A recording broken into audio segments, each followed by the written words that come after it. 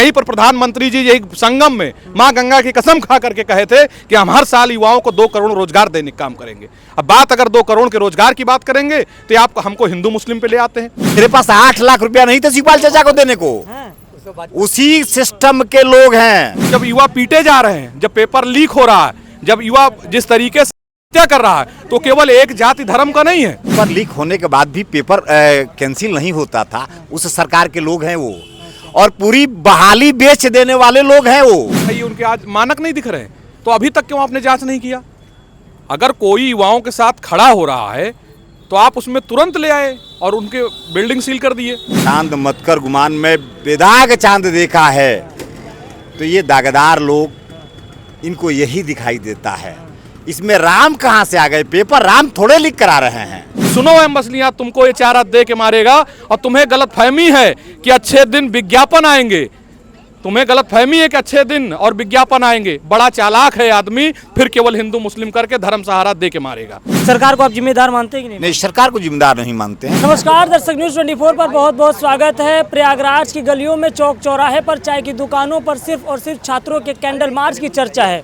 उसके बाद प्रयागराज के 3 प्रमुख कोचिंग संस्थानों को सीज कर दिया गया है। उस पर छात्रों का और लोगों का आरोप है ये बदले की भावना से की गई है। हालांकि प्रशासन का कहना है कि ये जो तीनों कोचिंग संस्थानों को सीज किया गया है, इसमें मानक के अनुरूप पार्किंग की व्यवस्था नहीं पाई गई और जो बिल्डिंग है वो मानक के अनुरूप नहीं पाई गई है, इसलिए इनको सीज किया गया है। मैं हूँ त्रिपाठी चौराहे पर, रात का वक्त है, चाय के लिए यहाँ पर लोग बैठे हैं। आइए इन्हीं से चर्चा करते हैं और जानते हैं कि आखिर लोगों का पेपर लीक पर क्या कहना है।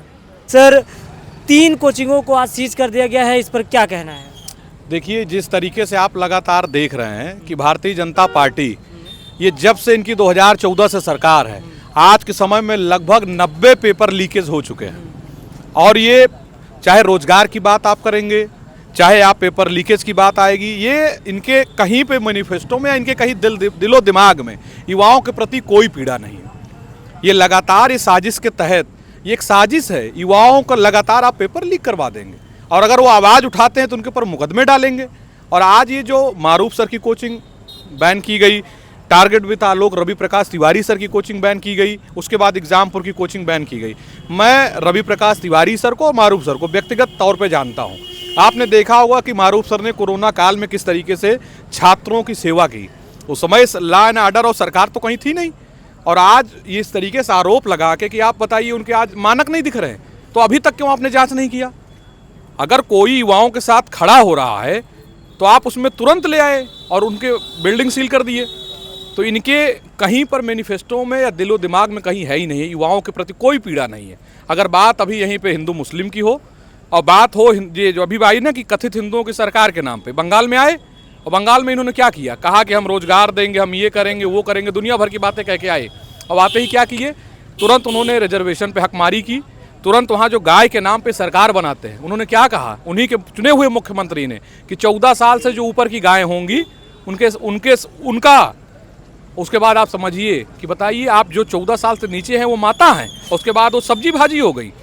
तो इनके जो भारतीय जनता पार्टी और जो संघ इस पोषित जिस तरीके से सत्ता शासन में बैठे हुए लोग हैं, इनको केवल एक काम करना, हिंदू मुस्लिम फैलाओ, और युवा अगर रोजगार की बात करे तो उनके ऊपर लाठी चलाओ, केवल और केवल लाठी चलाने के लिए तत्पर है। जिस तरीके से कोचिंगों को सीज किया गया है, छात्रों और तमाम दलों का कहना है, समाजवादी पार्टी के भी नेताओं का कहना है कि ये बदले की भावना से किया गया और इसलिए किया गया कि छात्र के आंदोलनों में ये शिक्षक और ये कोचिंग संचालक शामिल न हो पाए, इसलिए किया गया है। नहीं, ये तो सत्य बात है, ये जानबूझ के किया गया है। और आने वाले समय में जिस तरीके से हमारे भारतीय जनता पार्टी की जो सरकार है, जो हमारे युवाओं को लगातार ये पीड़ित करने का काम कर रही है, आप सोचिए नीट जैसे एग्जाम के 2-2 बार पेपर लीक हुए, और पेपर लीक केवल क्यों हो रहा है, क्योंकि ये सारे जो एग्जाम देने वाले लोग, एग्जाम कराने वाली जितनी कंपनियां हैं वो सब प्राइवेट है।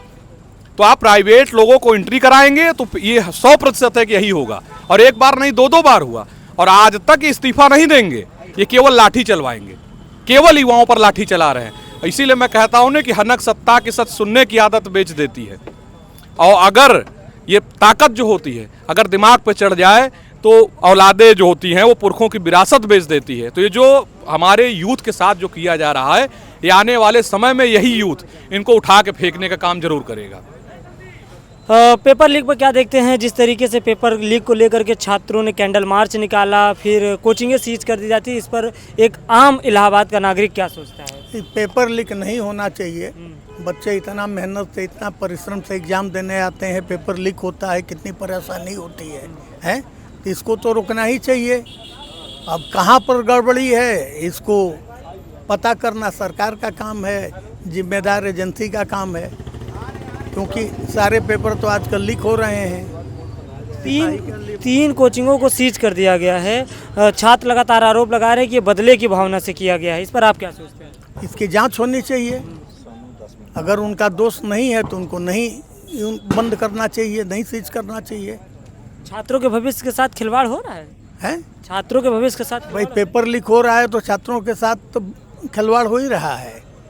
कितना परिश्रम से लड़का एग्जाम देने आता है, कितनी कठिनाई होती है, उसके बाद पेपर लीक हो जाए तो कष्ट तो ही है। भाई हम लोग तो अखबार में पढ़ते हैं, फिजिकली तो देखे नहीं है, लेकिन वो अखबार में हम लोगों ने देखा है, काफ़ी परेशानी है।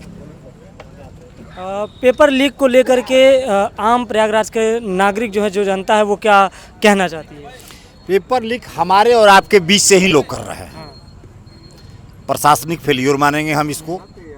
इस पर प्रशासन को और पैनी नज़र रखकर विद्यार्थियों के साथ समन्वय, जब पेपर होगा तभी होगा सरकार के साथ। हम और आप सब, आप मीडिया कर्मी हैं, हम आम जनता है, मतदाता हैं। हम और आप चिल्ला कर कुछ नहीं करेंगे। हम सबको सजग और जागरूक होना पड़ेगा। और जहाँ तक बात रही प्रशासनिक व्यवस्था का, तो इसको 100% अगर पेपर लीक हो रहा है तो इसको फेलियर माना जाएगा। इसकी कलकंटा को चुस्त दुरुस्त करने की ज़रूरत है। पीड़ा है, लेकिन सरकार से ये मांग है कि प्रशासनिक व्यवस्था को चुस्त दुरुस्त किया जाए। प्रशासन जिम्मेदार है, क्या कहीं आप सरकार को भी इसमें कोई जिम्मेदारी तय करनी चाहिए कि नहीं करनी चाहिए? सरकार को आप जिम्मेदार मानते हैं कि नहीं? नहीं, सरकार को जिम्मेदार नहीं मानते हैं। जिम्मेदार प्रशासन किसके अंडर में आती है? प्रशासन और सरकार चोरों पर पहरा नहीं दे सकती है। एक एक व्यक्ति पर हम एक एक कांस्टेबल नहीं लगा सकते हैं। चोर चोरी कर सकता है, हमारा काम है कानून को दुरुस्त करना। हम कानून को दुरुस्त करेंगे। चोर चोरी कर सकता है, प्रशासन एक एक व्यक्ति पर पहरा नहीं लगा सकता है। सरकार ये इसलिए कह रहे हैं ना कि सरकार में बैठे हुए लोग चोर हैं। एनटीए के हेड जो डॉक्टर प्रदीप जोशी हैं, उनका इतिहास भूगोल में बता दूं, आदरणीय जो भाई साहब हमारे भैया बता रहे थे कि ओएमपी पीसीएस के जब अध्यक्ष रहे, जब छत्तीसगढ़ पीसीएस के रहे और एबीवीपी के वो अध्यक्ष रहे, उनका इतिहास उठा के देखिएगा। ये प्रदीप जोशी जहाँ जहाँ भी गए हैं वहाँ पेपर लीकेज हुए हैं। और आप व्यापम घोटाला के विषय में पढ़िएगा, वहाँ पे क्या हुआ। ये प्रदीप जोशी 2023 में थे, उनकी जिम्मेदारी नहीं है, सरकार की ही जिम्मेदारी होती है। मैं आदरणीय भैया को बताना चाहूँगा कि इतना ज़्यादा डिफेंड मत करिए। आज यहाँ जाति धर्म की बात नहीं है, आज हमारे युवाओं की बात है। और जब युवा पीटे जा रहे हैं, जब पेपर लीक हो रहा है, जब युवा जिस तरीके से आत्महत्या कर रहा है, तो केवल एक जाति धर्म का नहीं है। आपने देखा होगा कि लखीमपुर से लेके जो लड़कियां, एक मिश्रा या तिवारी एक लड़की थी, मतलब हर जाति धर्म के लोग सुसाइड कर रहे हैं, चाहे दलित समाज के हो चाहे सामान्य वर्ग के हो। तो मैं ये कह रहा हूं कि इतना ज़्यादा आप ये डिफेंड करने के लिए कम से कम आपके अंदर तनिक भी मानवीयता होनी चाहिए। इसीलिए तो मैं कहता हूं कि ये लोग राम को मानते हैं, ये राम की नहीं मानते हैं। ये लोग जितने ऊपर से नीचे तक बैठे हुए हैं, ये सब समाज के साथ ही नहीं, युवाओं के साथ गद्दारी करने का काम कर रहे हैं। और लास्ट में एक बात मैं कहूंगा आपको कि इनसे पूछिएगा ये सब सारी चीजें। इसीलिए तो मैं कह रहा हूं कि भंवर जब भी डुबोएगा उभारा दे के मारेगा। और सुनो है मछलियां हमारे सब छात्र नौजवान हैं कि सुनो है मछलियां, तुमको ये चारा दे के मारेगा। और तुम्हें गलतफहमी है कि अच्छे दिन विज्ञापन आएंगे, तुम्हें गलतफहमी है कि अच्छे दिन और विज्ञापन आएंगे। बड़ा चालाक है आदमी, फिर केवल हिंदू मुस्लिम करके धर्म सहारा दे के मारेगा। ये तो सीधे से सरकार को ही पूरा जिम्मेदार बना रहे हैं और उनकी तो कुंडली खोल मुझे बहुत सारी बातें उन्होंने कहा कि मुझे एक याद आ रही है, किसी ने लिखा था कि ये चांद मत कर गुमान, तुम में तो बहुत दाग है। ये चांद मत कर गुमान, ये चांद मत कर गुमान में बेदाग चांद देखा है। तो ये दागदार लोग, इनको यही दिखाई देता है। इसमें राम कहाँ से आ गए? पेपर राम थोड़े लिख करा रहे हैं। राम की चर्चा इन्होंने शुरू कर दिया। कल घनश्याम की चर्चा करेंगे, जब हम मथुरा में जाएंगे तो ये घनश्याम की चर्चा करेंगे। यहाँ एक सिस्टम है कि चुनाव एक अलग चीज़ है और पेपर लीक एक अलग चीज़ है। ये युवा पीढ़ी से जुड़ा हुआ रिलेशन सिस्टम है। हम उनके साथ खड़े हैं, हम दल से खड़े नहीं हैं, हम किसी दल में नहीं हैं, हम छात्रों के साथ हैं। ये गलत हो रहा है, उसको गलत कह रहे हैं। हम ये नहीं कहेंगे कि समाजवादी कर रही है, ये कांग्रेस कर रहा है, ये सपा कर रही है, ये भाजपा कर रही है। सरकार को इस पर पैनी नजर रखकर इसको और टाइट करने की व्यवस्था है कि पेपर लीक ना हो। बस कहाँ से आप राम को लेके आए? मैं बात क्या कहा, इसीलिए मैंने कहा भावनाओं को समझने के लिए भारतीय जनता पार्टी के लोगों को, खासकर इस सरकार को, जो पता नहीं कौन सी वनस्पति लेकर ये लोग बैठे हुए हैं, इनको युवाओं का दर्द नहीं दिखता, इनको युवाओं की पीड़ा नहीं दिख रही है। आज हमारे हर जाति धर्म के बच्चे आज सुसाइड करने को मजबूर हैं।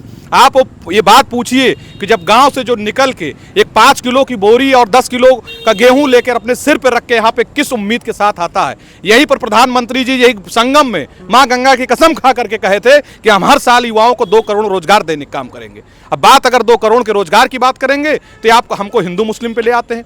मैं तो कहता हूं कि भगवान श्री राम ने के जो आदर्श थे उसको आप कहाँ मान रहे हैं?